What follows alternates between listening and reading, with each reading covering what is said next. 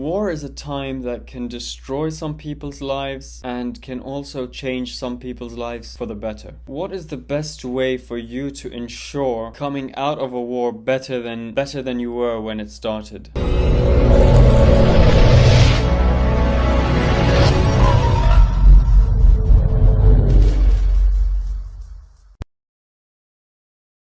So before we get into this, I just want to be clear that this is not a way of celebrating a war or being happy about it or anything like that. But if a war is taking place anyway, you can't control it. The best thing you can do is just to at least try to benefit from it. So at least there'll be some good that comes out of it, I guess. But of course, wars are bad and people dying is bad and all these things are bad and we wish they didn't happen, but it's just life. Second of all, nothing in this video is financial advice and is for entertainment purposes only. So whether you are already an investor of some sort, whether an investor at a small scale or a large scale, or if you have not even started investing yet or have never invested in your life, these are all things that you could potentially do. The first and most obvious one of these things is investing in defense stocks. Now, this could be a bit of a controversial matter because people might think that you're investing in like a company that is making ammunition or tanks or fighter jets or technology to be used in war. But either way, I'm being quite neutral here. I'm just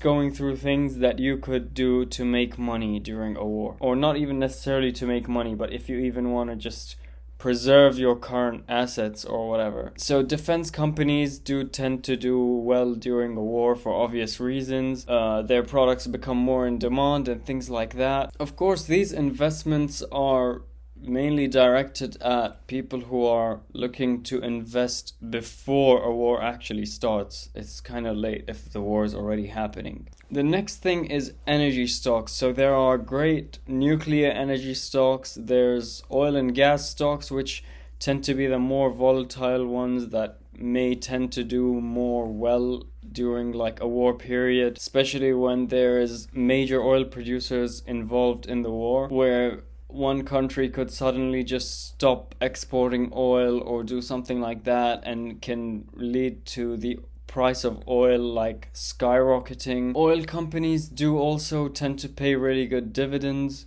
so that's also another bonus. I only have one oil company in my portfolio, and that is Petrobras, Brasileiro, the Brazilian petrol brand. A company, mainly due to their really high dividend, and the stock price has been doing okay as well. I'm up a little bit on that. Other than that, I haven't bought much oil and gas because I don't feel like it's a really massively growing industry or something anymore. Everything you see around you is kind of against oil and gas. Everything is going electric. Everything is trying to become more like environmentally friendly, and there's nuclear energy on the rise and things like that. So while oil and gas may continue to do really well, I don't really see it producing that much upside. So I feel like my money is just better elsewhere. Although in terms of dividends, it is pretty good because they are still very profitable. The third thing you can do is getting into safe haven assets, mainly gold. Gold is currently at an all-time high. I'm personally up like 30% on physical gold. You can buy like gold related companies like gold mining companies or gold ETFs or gold bullion, which is the solid gold that you would have in your hand, like pieces of gold and stuff like that.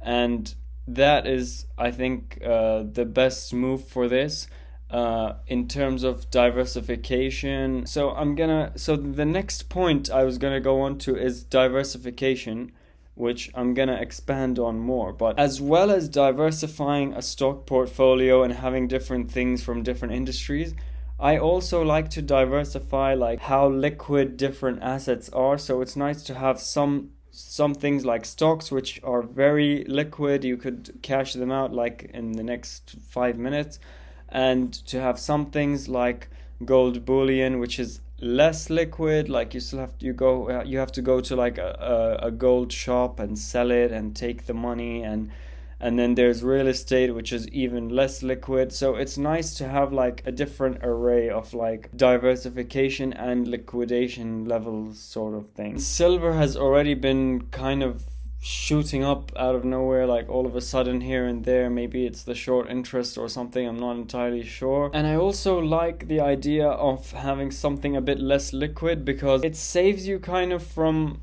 for example, if something went bad and you needed to cash out, the first thing you would look at would be the most liquid investment you have, which would usually be your stocks.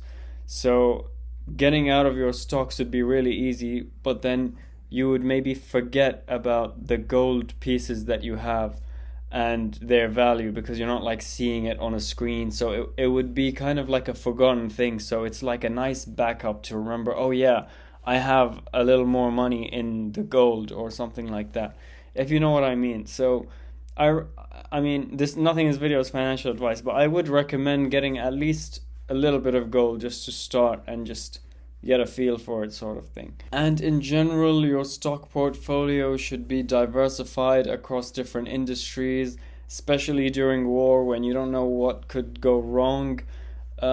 Anything could go wrong. Any company could suddenly face significant problems or something like that. So it's good to have a little bit in, like, for example, food and beverage, I feel like does kind of okay during wartime, because it's something that is just like during the pandemic, during any time, generally it seems to do okay, if I'm not mistaken, because people always need the stuff. So it's nice to have, you know, some tech, some food, some energy, some whatever, different things. Of course, it's understandable if you'll be a little more heavy on tech, because that's just what most companies are, and the top companies are tech.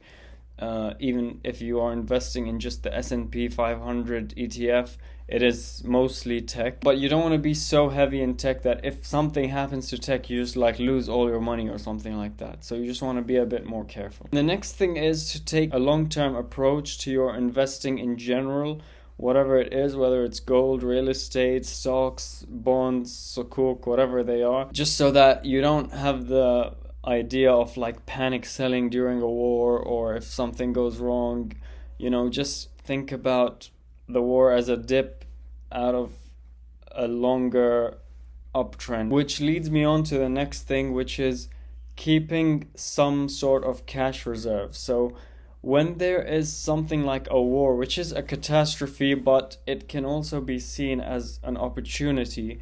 So when there is something like that happening and world economies are going down or something, you do want to have some cash on hand to be able to buy things at a discount when they drop. Potentially gold could even help you with that, because if gold is up and stocks are down, because gold is usually the hedge against stocks going down.